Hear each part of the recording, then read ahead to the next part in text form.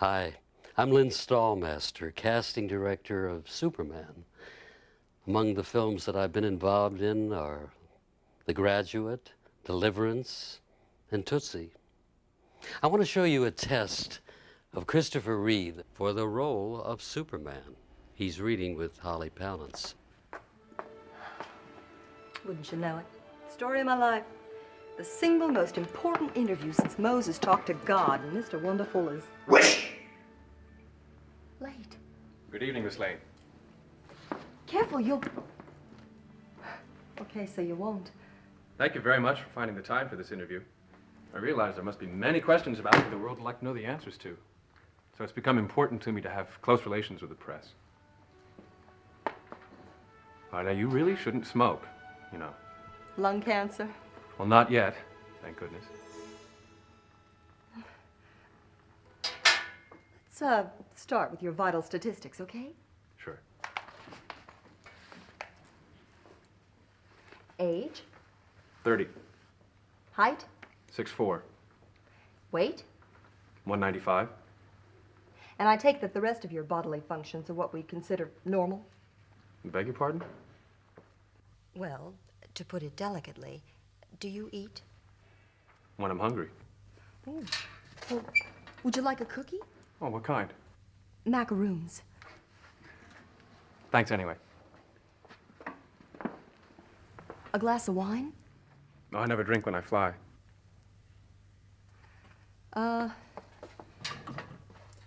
Is it true you can see through anything? So far. And you're totally impervious to pain? So far. What color underwear am I wearing? Pink.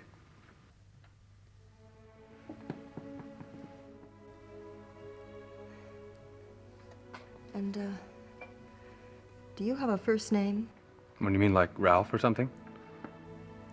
What's your background? Where do you hail from? Well, I come from a planet in the Xeno galaxy. It's a place called Krypton. Krypton, with a C-R-Y? No, actually it's Krypton with a K-R-Y. Uh-huh. And do you like pink? I like pink very much, Lois.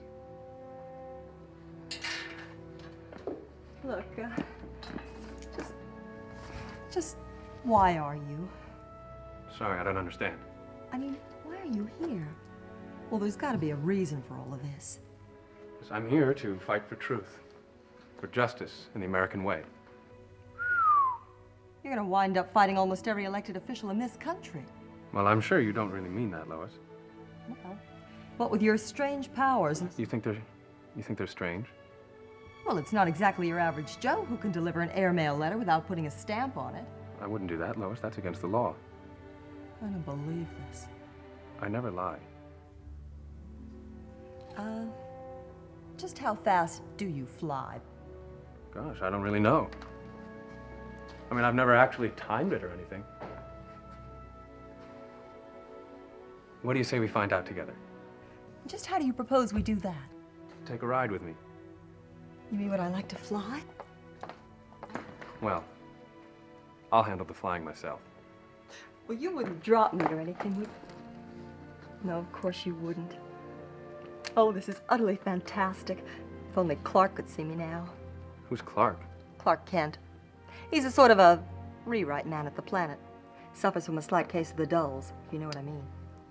Well, I'm sure he's really very nice, Lois. Well, where are you going? To get a sweater, isn't it kind of cold up there? You'll be warm enough. I'll wrap you up in my cape.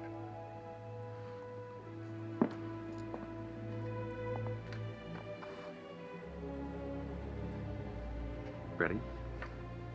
Clark said you were only rigged with wires, like Peter Pan. Peter Pan flew with children, Lois, in a fairy tale.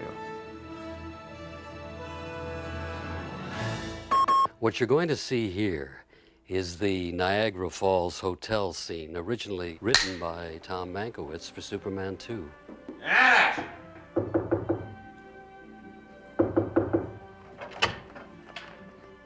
Whoops! Oh, my gosh. It's all right, Clark. I just didn't hear the knock, that's all. For goodness sake, Lois, the door wasn't even locked. I mean, anybody can walk in here. There you go, Clark. Running yourself down again. Oh, very funny. I'm being perfectly serious. Well, anyway. Here, little something for the newlyweds' dinner tonight. Pansies. Yeah. Clark, how different. Well, they grow wild around here. You should see what they're charging for roses in the gift shop. You know something, Lois? It's, well, you know, in spite of the unreality of all this, posing as newlyweds for the sake of a newspaper story, well, in spite of myself even, I'm kind of starting to feel like one, in a way. A newlywed? You? I don't see why that should be so strange. Oh, I'm sorry, Clark. I really am. I guess there must have been lots of girls who, well, a few anyway, who... Go ahead and say it. What? That you're not satisfied being here with me. That in some way I don't seem to shape up in your eyes. Well, darn it, I don't have anything to apologize for. I'm a good reporter. No, I'm a very good reporter. And I'm an even better friend to you. Stand up, Clark. Stand up? Just for fun. Look at yourself. Potentially this handsome, aggressive, dynamic guy, capable of anything he wants to do. It's not my fault, Clark. You put yourself down. How? Well, in the first place, you slouch. Stand up straight for once. Go on. Good. Now, get yourself a jacket with more than one vent, and shoes that don't lace up, and a shirt with a little color or pattern in it, and a bow tie that doesn't look like a letter opener. All right, Lois. Now, I take your point, okay? We've been through all this before. I'm sorry, but no matter how hard I try, I just never will be him.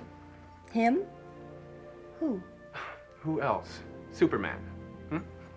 No, I can't seem to, get over the fact that you seem to think you're in love with him. Well, I'm sorry, Lois. That's enough now. Maybe I just can't stand the competition anymore. And maybe you just have been the competition all along. No, Lois, I've never been particularly good at riddles. And let me give you an easy one. Why, with thousands of children potentially falling off something lethal somewhere else in the world, why would Superman suddenly appear here, today, at Niagara Falls? Why not the Grand Canyon? Why don't you ask the child's family? I'm sure they And would why know. is it always when I'm with you? Up to the moment, of course, when Superman appears.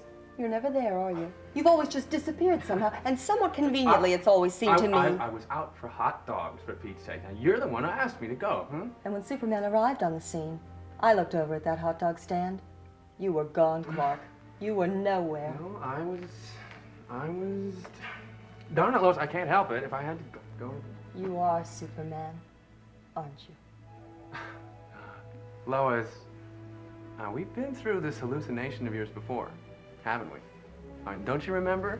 And can't you see what you almost did? Jumping off a building 30 stories up? Can't you see what a tragic mistake you almost made? You're right, Clark. I did make a tragic mistake. What a fool I was. I bet my life instead of yours. Lois?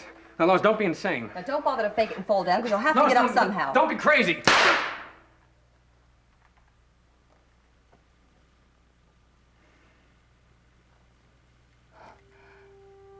I knew it. I guess I must have known it for the longest time.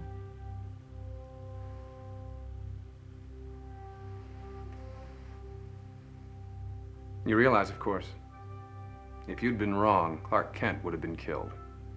How? With a blank? Gotcha.